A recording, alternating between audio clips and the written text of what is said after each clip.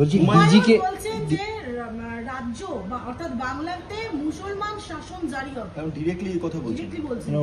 ওরা maximum vote পাবে, এই ম্যাক্সিমাম কথাটা, সিট maximum পাবে seat পাবে, ভোট এবং পাবে। যারা একটা যারা লোক- বাঙালি নয় একটা বাকি লোক পার্টি তাদের কি ছেড়েছে বা পার্টি সাসপেন্ড করেছে বাবরের নামে একটি মসজিদ তৈরিকে কেন্দ্র করে।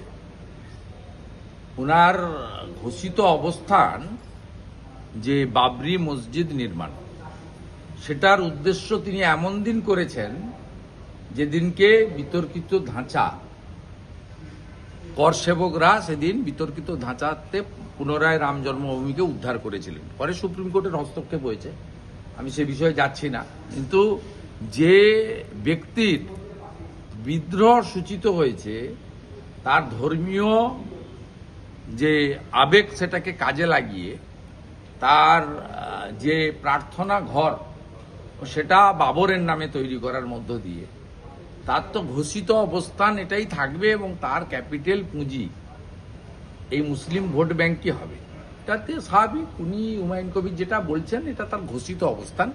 মমতা ব্যানার্জির মতো সেকুলারিজমের নামে তোষণের রাজনীতির কথা তো বলেননি, সোজা কথা বলেছেন।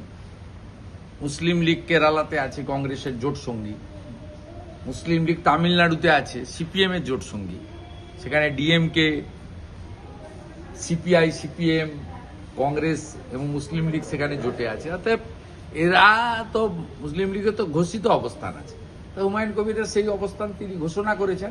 এটা পশ্চিমবাংলার গরিষ্ঠ সংখ্যক হিন্দুকে ভাবতে হবে যে তারা পশ্চিমবাংলায় হুমায়ুন কবিরদের নেতৃত্বে মুসলিম মুখ্যমন্ত্রী চান না মুসলিম মুখ্যমন্ত্রী আটকাতে চান। আমরা পরিষ্কার কথা, মুসলিম মুখ্যমন্ত্রী পশ্চিমবাংলার সংখ্যাগরিষ্ঠ হিন্দু সমাজ চায় না। আর একটা সুরাবর্দির এখানে জন্ম হোক কেউ চায় না। এমনি মমতা বন্দ্যোপাধ্যায়ের আমলে সমস্ত দেবদেবীর মূর্তি ভাঙা হয়, হরগোবিন্দ দাস, চন্দন দাস বামপন্থী হলেও খুন হতে হয় হিন্দু বলে, ধুলিয়ানে হিন্দুদেরকে পলায়ন করতে হয় স্বাধীনতার পরে বৈষ্ণবনগরে হিন্দু জায়গায়, মহেশতলাতে আমাদের মাতা তুলসীর মঞ্চকে তুলে ফেলে দেওয়া হয় প্রকাশ্যে পুলিশের সামনে, পুলিশ প্রিজন ভ্যানে তোলে কাকদ্বীপে কালী মায়ের মূর্তিকে, রামনবমীর মিছিলে পাথর পড়ে এনআইএ হয়।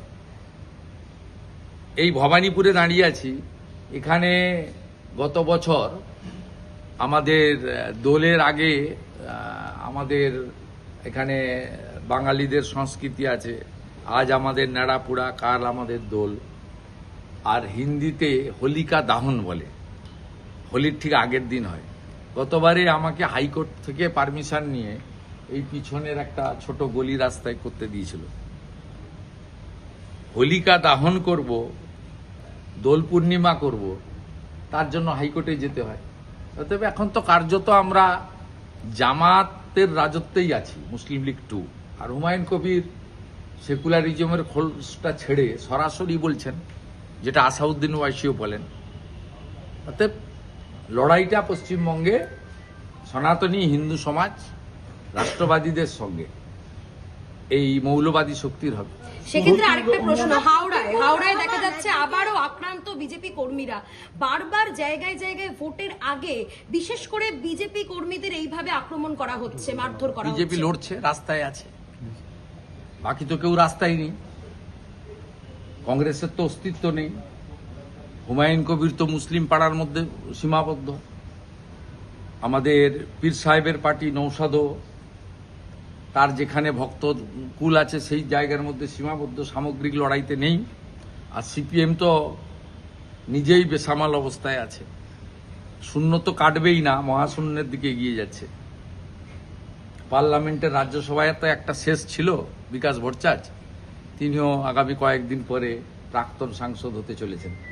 তাহলে লড়াই বিজেপির সঙ্গে। বলছি হুমায়ুন ডিজিকে বলছেন যে রাজ্য বা অর্থাৎ বাংলাতে মুসলমান শাসন জারি হবে। কারণ ডিরেক্টলি এই কথা বলছেন ডিরেক্টলি বলছেন।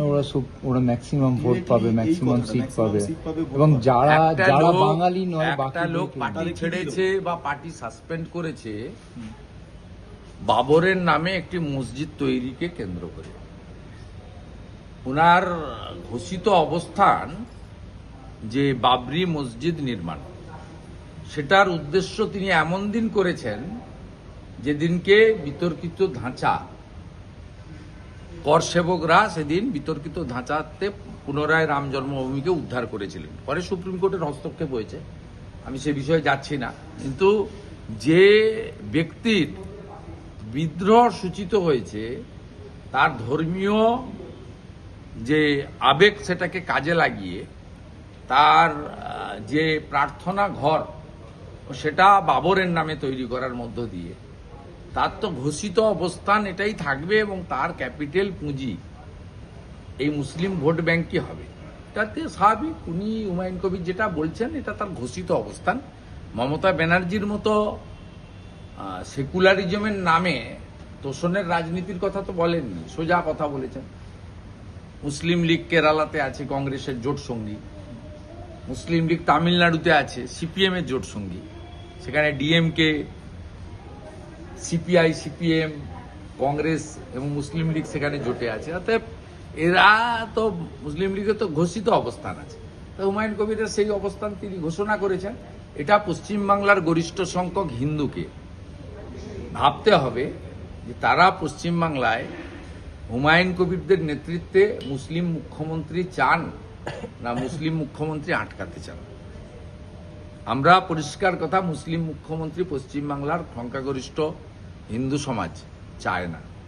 আর একটা সুরাবর্দির এখানে জন্ম হোক কেউ চায় না। এমনি মমতা বন্দ্যোপাধ্যায়ের আমলে সমস্ত দেবদেবীর মূর্তি ভাঙা হয়, হরগোবিন্দ দাস, চন্দন দাস বামপন্থী হলেও খুন হতে হয় হিন্দু বলে,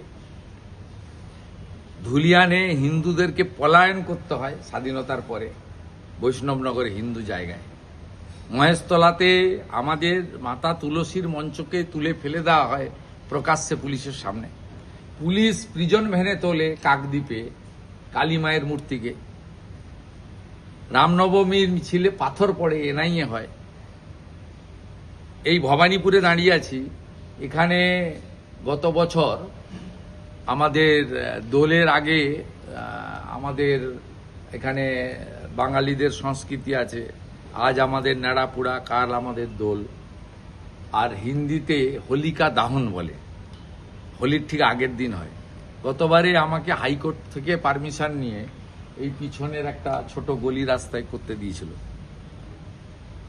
হোলিকা দাহন করব, দোল পূর্ণিমা করব, তার জন্য হাইকোর্টে যেতে হয়। তবে এখন তো কার্যত আমরা জামাতের রাজত্বেই আছি, মুসলিম লীগ 2। আর হুমায়ুন কবির সেকুলারিজমের খোলসটা ছেড়ে সরাসরি বলছেন, যেটা আসাউদ্দিন ওয়াইসিও বলেন। অতএব লড়াইটা পশ্চিমবঙ্গে সনাতনী হিন্দু সমাজ রাষ্ট্রবাদীদের সঙ্গে এই মৌলবাদী শক্তির হবে। সেক্ষেত্রে আরেকটা প্রশ্ন, হাওড়ায় দেখা যাচ্ছে আবারও আক্রান্ত বিজেপি কর্মীরা। বারবার জায়গায় জায়গায় ভোটের আগে বিশেষ করে বিজেপি কর্মীদের এইভাবে আক্রমণ করা হচ্ছে, মারধর করা হচ্ছে। বিজেপি লড়ছে, রাস্তায় আছে, বাকি তো কেউ রাস্তায় নেই। কংগ্রেসের তো অস্তিত্ব নেই, হুমায়ুন কবির তো মুসলিম পাড়ার মধ্যে সীমাবদ্ধ, আমাদের পীর সাহেবের পার্টি নৌসাদও তার যেখানে ভক্ত কুল আছে সেই জায়গার মধ্যে সীমাবদ্ধ, সামগ্রিক লড়াইতে নেই। আর সিপিএম তো নিজেই বেসামাল অবস্থায় আছে, শূন্য তো কাটবেই না, মহাশূন্যের দিকে এগিয়ে যাচ্ছে। পার্লামেন্টের রাজ্যসভায় তো একটা শেষ ছিল বিকাশ ভট্টাচার্য, তিনিও আগামী কয়েকদিন পরে প্রাক্তন সাংসদ হতে চলেছেন। তাহলে লড়াই বিজেপির সঙ্গে।